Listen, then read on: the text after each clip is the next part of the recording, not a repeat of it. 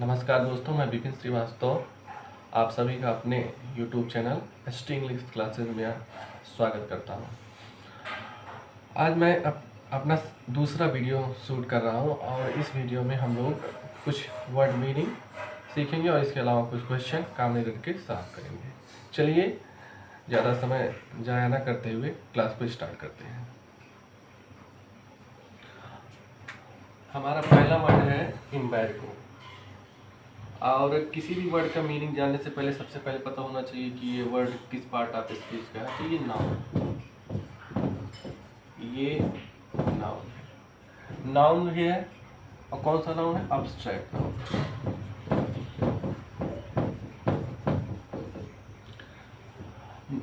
एम्बैर्गो का जो सही मीनिंग होता है वो होता है प्रतिबंध।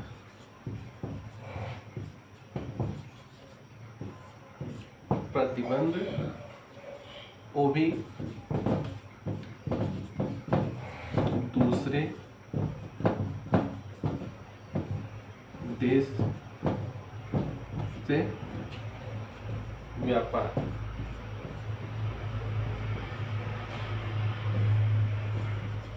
यानी कहने का मतलब ये होगा कि जो एम्बैर्गो होता है उसका सही मतलब होता है किसी दूसरे देश से व्यापार में जो प्रतिबंध होता है उसी को एम्बैर्गो कहते हैं। और अगर हम इसके इंग्लिश की मीनिंग की बात करें तो जो इसका इंग्लिश का मीनिंग होगा तो ये होगा an official order to stop doing business an official order to stop doing business with other country।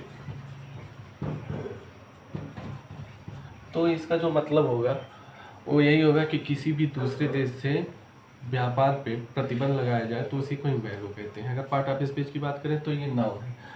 और इसके हम अगर सिनोनिमस वर्ड की कुछ बात करें तो उसको भी हम लिख देते हैं।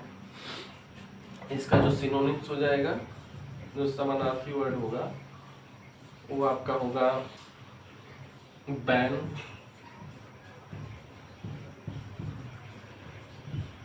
बार, बैरियर, उसके बाद आपका हिंड्रेंस,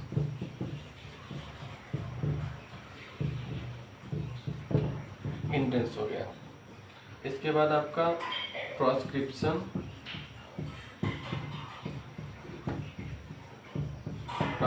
हो गया और ऑब्स्ट्रक्शन। बहुत सारे इसके सिनोनिम्स वर्ड हैं लेकिन आपको जो इम्पोर्टेंट है उसको याद रखना है एटसेट्रा। किसी भी वर्ड को अगर हमको उसका मीनिंग हमेशा के लिए याद रखना है तो सबसे सही अप्रोच ये है कि आप उस वर्ड को सेंटेंस में यूज करें। सेंटेंस में अगर आप उस वर्ड को यूज करेंगे तो वर्ड हमेशा आपके लिए याद रहेगा।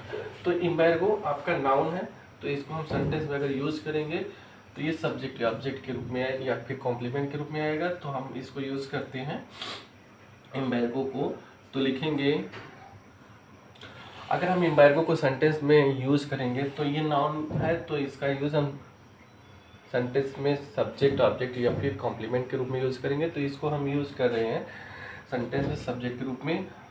और जब कहीं पे भी एम्बैर्गो प्रतिबंध लगाया जाता है तो वहाँ पे इम्पोज होता है और प्रतिबंध को अगर वहाँ से हटाया जाता है तो उसको लिफ्ट किया जाता है। इसको भी याद रखना है कि प्रतिबंध को एम्बैर्गो को इम्पोज किया जाता है यानी लगाया जाता है और उसको जब हटाया जाता है तो लिफ्ट होता है। तो हम सेंटेंस में उसको यूज कर ले रहे हैं कि द एम्बैर्गो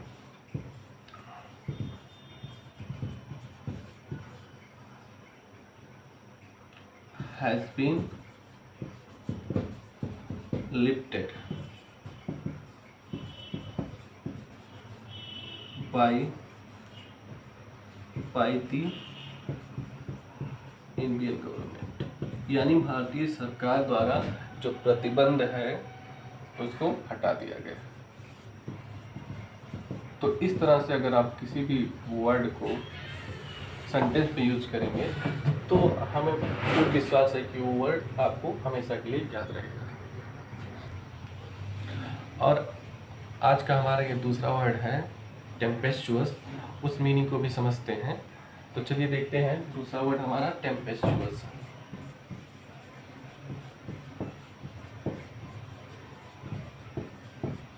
टेम्पेस्चुअस की मीनिंग जानने से पहले आपको ये पता होना चाहिए कि कौन सा पार्ट ऑफ स्पीच है। तो अगर आपको कहीं पर भी ओ यू या सफिक्स दिखाई दे, ये सफिक्स, तो आप समझ जाइए कि ये आपका एडजेक्टिव होगा। तो इस तरह से सबसे पहले हमें ये पार्ट ऑफ स्पीच पता चला कि ये एडजेक्टिव है। तो अगर इसको हम देखें तो इसका जो पार्ट ऑफ स्पीच है वो क्या है, एडजेक्टिव। ठीक, और टेम्पेस्चुअस मीन्स एडजेक्टिव, ये सॉरी पार्ट ऑफ स्पीच इसका एडजेक्टिव है। और इसका जो मीनिंग होगा तूफान, तूफान। ठीक, और इसके कुछ सिनोनिम्स वर्ड की बात करें, तो इसका जो सिनोनिम्स हो जाएगा वो आपका हो जाएगा वायलेंट। ठीक, वायलेंट। उसके बाद आपका टर्बुलेंट, टर्बुलेंट हो गया। उसके बाद आपका ट्यूमल्चुअस हो जाएगा। उसके बाद आपका साइक्लोनिक, ये हो गया। साइक्लोनिक के बाद आपका एक्सप्लोजिव,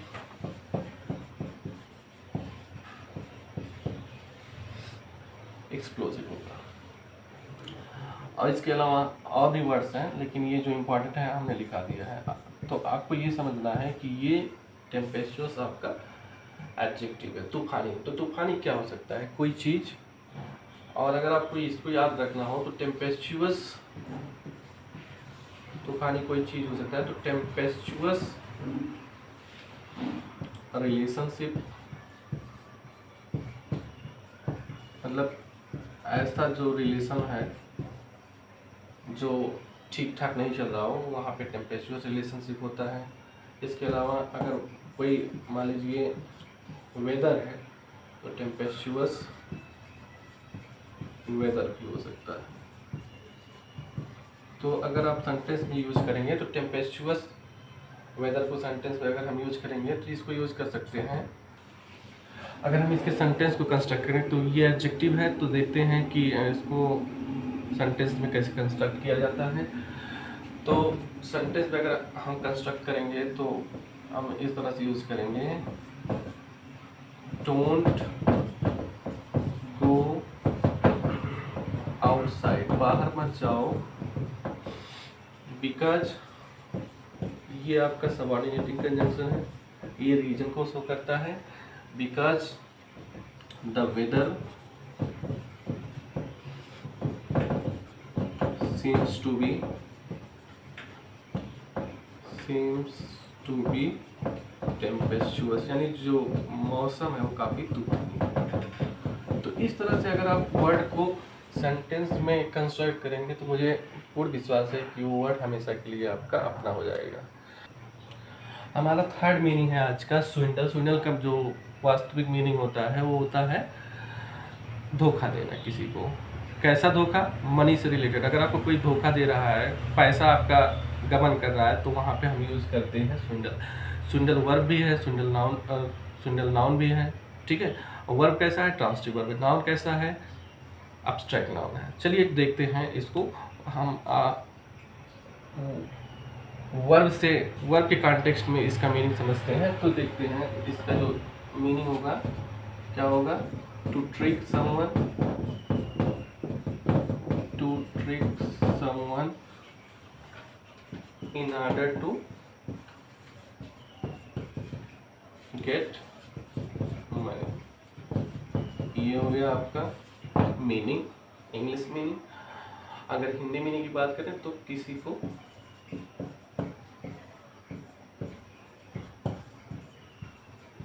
धन संबंधी धोखा देना।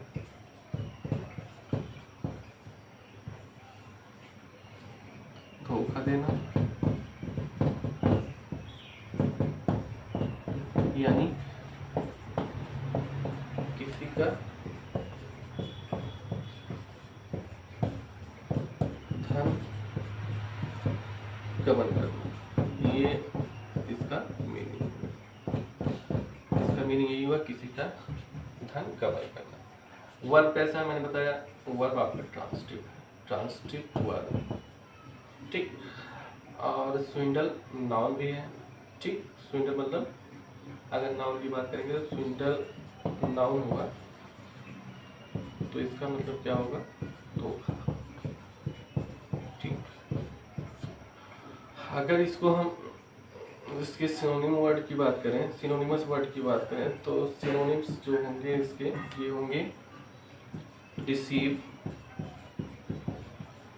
चीट, और उसके बाद आपका डिसीव हो गया, चीट हो गया, उसके बाद आपका ब्लफ हो जाएगा, ठीक। उसके बाद आपका डेसीट हो जाएगा, इसके बाद आपका जगल हो गया। तो ये सब कुछ ऐसे वर्ड्स हैं जिनका हम यूज सिनोनिम्स वर्ड के रूप में करते हैं। अगर हम इसकी बात करें, स्विंडल के सेंटेंस की बात करें, तो उसका भी हम इसको सेंटेंस में भी यूज करते हैं। अब स्विंडल वर्ड को हम सेंटेंस में अगर यूज करेंगे तो ये वर्ड हमें पूर्ण विश्वास है कि ये वर्ड हमेशा के लिए याद रहेगा, क्योंकि किसी भी वर्ड का यूज अगर आप जब तक सेंटेंस में नहीं करते हैं तब तक वो वर्ड भूलने के चांसेस वहाँ पे उस वर्ड के ज़्यादा रहते हैं। तो चलिए ठीक है, ये वर्ड वर्ब है, तो इसको हम वर्ब के रूप में अगर यूज़ करेंगे तो सेंटेंस में कैसे यूज़ करते हैं उसको देखते हैं।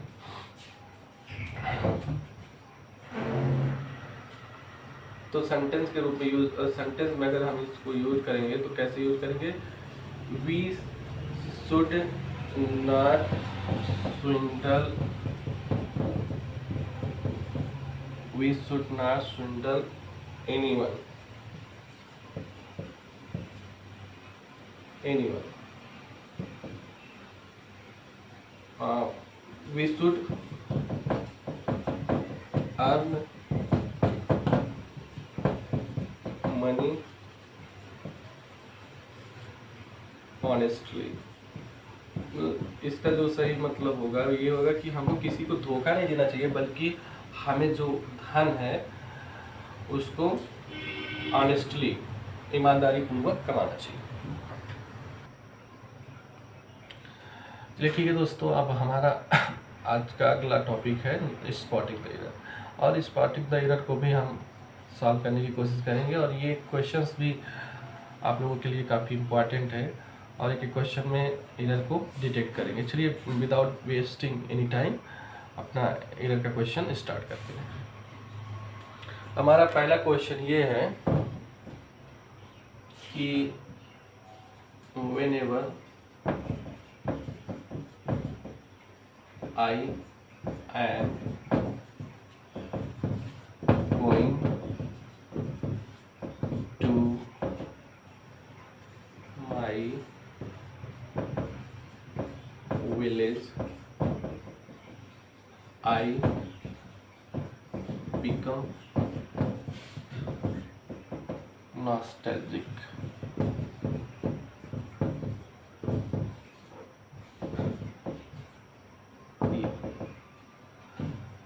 तो अगर हम इस क्वेश्चन की बात करें तो इसका मतलब ये है कि मैं जब कभी भी अपने गांव जाता हूं तो नॉस्टैल्जिक का जो सही मतलब होता है वो ये होता है कि मुझे वहाँ की बहुत ज़्यादा याद आती है, तो आई बिकम नॉस्टैल्जिक।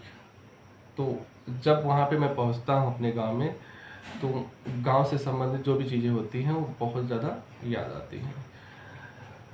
अब आपको ये याद रखना है कि जब व्हेनेवर का यूज़ हम करते हैं किसी भी सेंटेंस में, तो व्हेनेवर एक ऐसा एडवर्ब है, इसका यूज़ हमको रेगुलर, फ्रीक्वेंट या फिर जो एक्शन बार बार होता है उसको यूज़, जनरल एक्शन होता है उसको शो करने के लिए करते हैं, यानी इसका यूज़ हमको इंडेफिनिट टेंस में करना पड़ता है। तो कुछ ऐसे एडवर्ब हैं जिनको हम केवल इंडेफिनिट टेंस में यूज़ कर सकते हैं, जैसे व्हेनेवर है।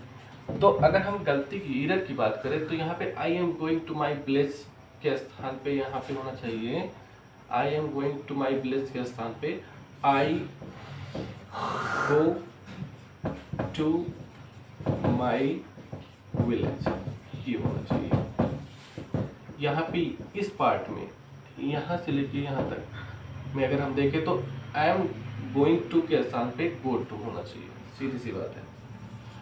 तो व्हेनेवर के अलावा कुछ वर्ड्स ऐसे भी हैं जिनका यूज़ हम इंडेफिनिट टेंस में करते हैं और वो जनरल या रेगुलर या फ्रीक्वेंट एक्शन को शो करता है। कुछ ऐसे एडवर्ब जो हैं उसमें आपका व्हेनेवर तो पहला ही है, इसके अलावा आपका generally, regularly, frequently, often, seldom, never, इन सब का यूज़ हम इंडेफिनिट टेंस में रेगुलर या फ्रीक्वेंट या फिर जनरल एक्शन को शो करने के लिए करते हैं। तो उनको हम लिख भी दे रहे हैं। जैसे पहला वर्ड आपका व्हेनेवर तो हो ही गया, व्हेनेवर हो गया, जनरली हो गया, रेगुलरली हो गया, फ्रीक्वेंटली हो गया,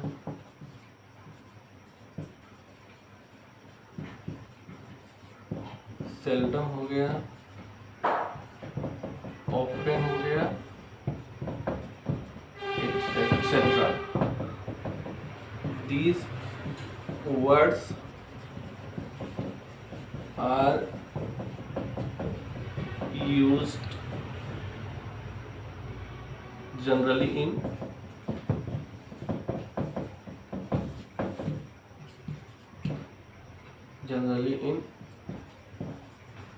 indefinite tense।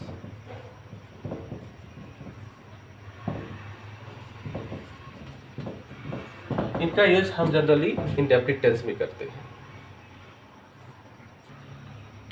हमारा दूसरा क्वेश्चन अगर देखा जाए कॉमन एरर से रिलेटेड, वो हमारा दूसरा क्वेश्चन ये रहा,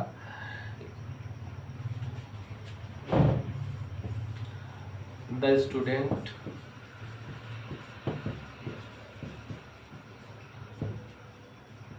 who will stand first in the class will be given a golden watch।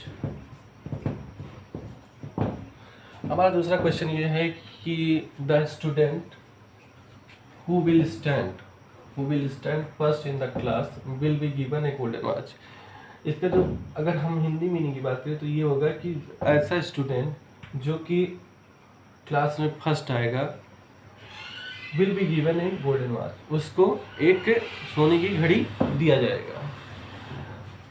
और अब सेंटेंस को देख लेते हैं कि कैसा सेंटेंस है। तो यहाँ पे द स्टूडेंट के बाद who will stand first in the class, ये रिलेटिव क्लास है, यानी रिलेटिव क्लास यानी सबऑर्डिनेट क्लास, ये इस स्टूडेंट का डिस्क्रिप्शन है। तो मेन जो सेंटेंस है वो हमारा ये है, the student will be given A golden watch.